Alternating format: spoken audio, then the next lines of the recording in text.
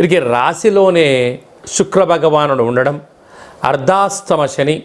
పంచమ స్థానంలో రాహు, సప్తమంలో దేవగురు బృహస్పతి, అష్టమంలో కుజ భగవానుడు, ఏకాదశంలో శుక్రుడు, వ్యయంలో బుధాదిత్య రాజయోగం కారణం వలన ఒకవైపు అర్ధాష్టమ శని, అష్టమంలో కుజుడు, వ్యయంలో 2 గ్రహాలు, అనుకూలం లేని కాలము అని చెప్పి గమనించాలి. కనుక ఇలాంటి కాల సమయంలో పూజా మందిరంలో ఎర్రటి గుమ్మడికాయను సగభాగానికి కట్ చేసుకొని కూష్మాండ దీపాన్ని పెట్టడం, అష్టముఖ దీపాన్ని పెట్టుకోవడం, సింహద్వారం బయట కొబ్బరికాయతో ఏర్పాటు చేసినటువంటి దీపాన్ని ఏర్పాటు చేసుకోవడము,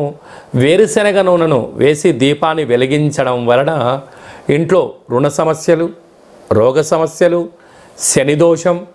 కుజుడు దోషం, వ్యయంలో రవి బుధ దోషాలు అన్నీ తొలగిపోయి